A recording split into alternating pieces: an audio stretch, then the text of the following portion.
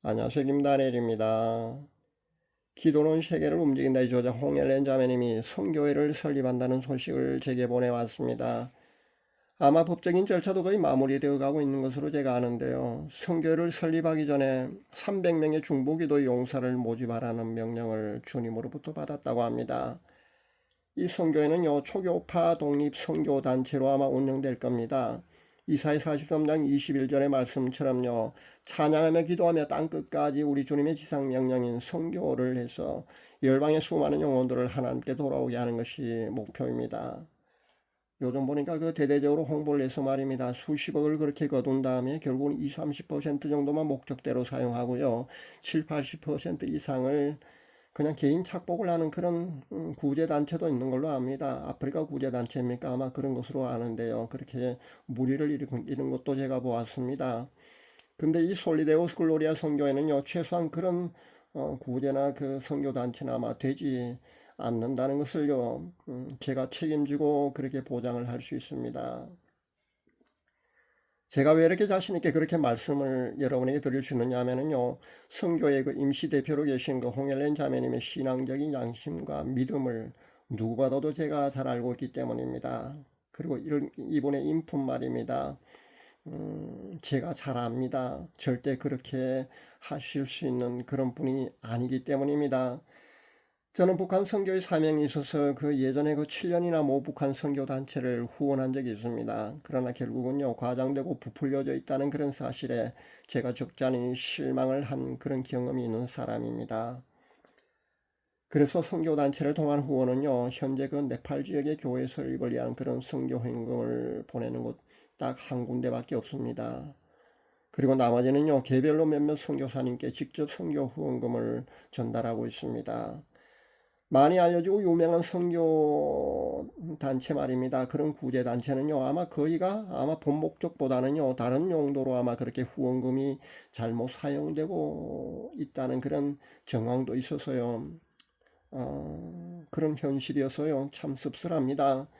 그런 와중에 말입니다. 이번에 그 헬렌 자매님이 그 선교회를 설립한다고 하니까요. 앞으로 이 선교 단체를 통해서 하나님께서 행하실 놀라운 하나님의 나라 확장 사업에 저는 큰 기대를 걸어봅니다. 선교는요, 우리 주님의 지상 명령입니다. 내가 직접 선교사로 선교 활동을 하실 수도 있을 줄 압니다. 그렇지 못하다면요, 선교 후원금을 보내줘서 선교사님들의 활동을 도울 수 있는, 그러니까 선교 동력자로 활동도 할 수 있을 줄 압니다. 이 두 가지 방법도 만약에 여의치 않다면요, 중보기도 용사가 되어서요, 선교의 발전을 위해서 애쓰는 것도 매우 중요한 선교 사역 동참의 한 방법이 되지 않을까, 저는 그런 생각을 해보았습니다. 세 가지 선교의 그 방법 중에 말입니다. 어떤 방법으로는요, 우리 신실한 하나님의 자녀들은요, 주님의 지상 명령에 반드시 순종해야 합니다. 그리고 우리가 하는 선교 동참의 어떤 방법이든요, 하나님께서는요, 하늘의 장부에 아마 잊어버리시지 않고요, 빠뜨리시지 않고 말입니다. 차곡차곡 그렇게 기록을 하실 줄 압니다. 그리고 나중에 큰 상급으로 여러분에게 갚아주실 것입니다. 욥기를 보면은요, 욥이 그 하나님으로부터 복을 받는 비결 중에 하나가 중보 기도였다는 것을 웬만한 사람들은 다 잘 알고 있을 줄 압니다. 그렇다고 해서 복 받는 목적으로 그 중보 기도를 하는 사람은 아무도 없겠지만은요, 확실하게 그 중보 기도는요, 하나님이 기뻐하시는 일임에 틀림이 없습니다. 그리고 하나님께서 중보 기도하는 자에게요, 큰 복을 주시는 것은요, 틀림이 없는 사실이라는 겁니다. 누구나 선교사가 되어서 오지로 선교 활동을 떠날 수 있는 것은 아닙니다. 그리고 선교 후원금도요, 넉넉하게 그렇게 지원을 하기에는요, 자신의 주머니 사정이 여의치 않을 수도 아마 있을 줄 압니다. 그러나 중보기도만큼은요, 누구나 그 사랑하는 우리 주님의 그 지상명령에 순종하는 마음만 있다면요, 얼마든지 기꺼이 동참할 수 있다고 저는 생각을 합니다.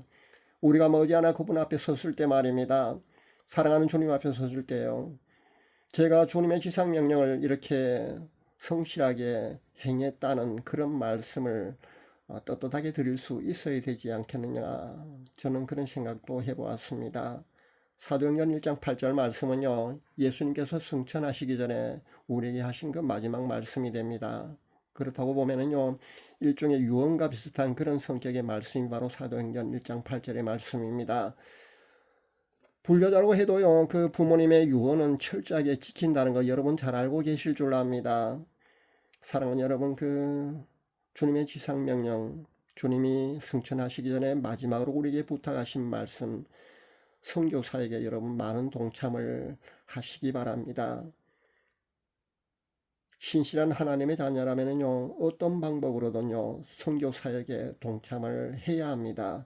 그것이 우리 주님의 지상 명령이고요. 마지막으로 우리에게 당부하신 말씀이시기 때문입니다. 댓글에 제가 그 담당자인 총무님 전화번호를 아마 올려드릴 겁니다.